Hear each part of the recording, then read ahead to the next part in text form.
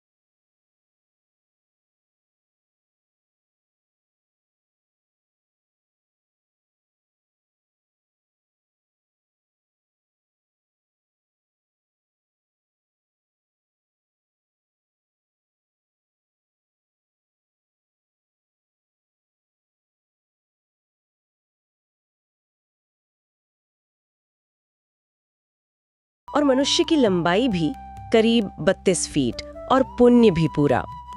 राजा हरिश्चंद्र का उदाहरण इसी युग का है ना? हाँ हाँ, राजा हरिश्चंद्र जिन्होंने सत्य के लिए सब कुछ छोड़ दिया, वो सतयुग का प्रतीक माने जाते हैं। फिर आया त्रेता युग। इसमें धर्म का एक पैर कम हो गया। हाँ, मतलब 3 पैरों पर बताया गया। ये एक तरह से नैतिक मूल्यों में गिरावट का संकेत है। लंबाई भी घट के 21 फीट रह गई, पुण्य 75% और पाप वो 25% हो गया। अच्छा, और भगवान राम का अवतार भी इसी युग में हुआ था। जी, राम अवतार त्रेता में। और श्रोत में रावण का वो जिक्र भी है कि सीता का अपहरण करने के बाद भी उसने उन्हें छुआ नहीं। ये शायद उस युग के बचे हुए धर्म का प्रतीक है। ये एक रोचक बिंदु है। फिर आया द्वापर युग। द्वापर में धर्म और कम हो गया, सिर्फ 2 पैरों पर, यानी आधा रह गया। लंबाई 11 फीट और पुण्य पाप बराबर 50-50। 50-50। और महाभारत? महाभारत का महायुद्ध इसी युग में हुआ। तो आप देख सकती हैं कि कैसे धीरे धीरे मूल्यों का क्षरण हो रहा है हर युग के साथ। हाँ, ये पैटर्न तो साफ दिख रहा है। और अब कलयुग, इसके बारे में स्रोत क्या कहता है? यहाँ तो स्थिति काफी अलग होगी। हाँ, कलयुग के बारे में स्रोत काफी विस्तार से बताता है। यहाँ धर्म का सिर्फ 1/4 अंश ही बचा है, मतलब वो लगभग पंगु हो गया है। औसत लंबाई और घटकर करीब 5 फीट 5 इंच, पाप 75% और पुण्य सिर्फ 25%। बल्कि स्रोत तो ये भी कहता है कि अभी 25% पुण्य भी मुश्किल से ही दिखता है। बाप रे! अच्छा, स्रोत में श्री कृष्ण की भविष्यवाणियों का भी जिक्र है। शासकों और तथाकथित ज्ञानियों को लेकर कुछ कहा है? हाँ, श्री कृष्ण का हवाला देते हुए स्रोत कहता है कि कलयुग में शासक प्रजा का दोहरा शोषण करेंगे। मतलब बोलेंगे कुछ और करेंगे कुछ और जो लोग खुद को ज्ञानी या ध्यानी कहेंगे, वो बातें तो बड़ी ऊंची करेंगे, पर उनका जो आचरण होगा वो राक्षसी प्रवृत्ति का होगा। विद्वान लोग भी दूसरों की मिसफॉर्चून से, उनकी मृत्यु से अपना लाभ खोजेंगे। समाज और व्यक्तिगत जीवन पर क्या असर बताया गया है? जैसे मोह माया या लोगों के व्यवहार में क्या बदलाव आएंगे? स्रोत के अनुसार मोह माया बहुत बढ़ जाएगी। खासकर बच्चों के प्रति इतनी ज्यादा ममता होगी कि उन्हें सही गलत सिखाने का, आत्मनिर्भर बनाने का मौका ही नहीं मिलेगा। इससे घर बर्बाद होंगे। लोग दिखावे के लिए शादी ब्याह पर लाखों उड़ा देंगे, लेकिन अगर पड़ोस में कोई भूखा है या कोई रिश्तेदार जरूरत में है, उसकी मदद नहीं करेंगे। मदिरा मांस में रुचि बढ़ेगी, पर किसी के आंसू पहुंचने में नहीं। भविष्योत्तर पुराण और महर्षि व्यास के हवाले से भी कुछ बातें हैं ना, शासन और सामाजिक मूल्यों के बारे में? जी हाँ, इन ग्रंथों का जिक्र करते हुए स्रोत बताता है कि सत्ता पर ऐसे लोग काबिज होंगे जो वेदों के विरोधी होंगे, झूठे होंगे, अधर्मी होंगे। वो अपनी छोटी बुद्धि को ही सब कुछ समझेंगे और अराजकता फैलाएंगे।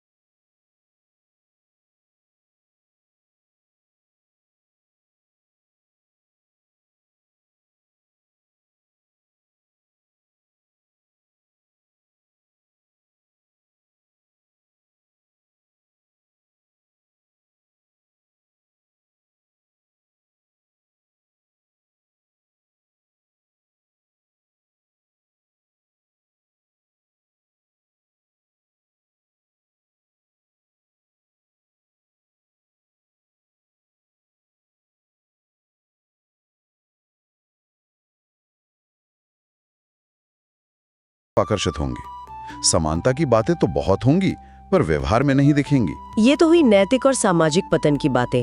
क्या जीवन में और भी मुश्किलें आएंगी, जैसे प्राकृतिक आपदाएं वगैरह? हाँ, उसका भी वर्णन है। बताया गया है कि लोग बाढ़ और सूखे के डर में जिएंगे, बारिश के लिए तरसेंगे, अकाल जैसी स्थिति होगी। लोग कंद मूल खाकर जिएंगे, तपस्वियों की तरह। कई लोग निराश होकर आत्महत्या भी कर लेंगे। क्लेश बहुत बढ़ जाएंगे और दैनिक जीवन में भी बदलाव आएंगे। लोग बिना नहाए भोजन करेंगे। देव पूजा, अतिथि सत्कार, श्राद्ध तर्पण, मतलब पूर्वजों का सम्मान, ये सब बंद हो जाएगा।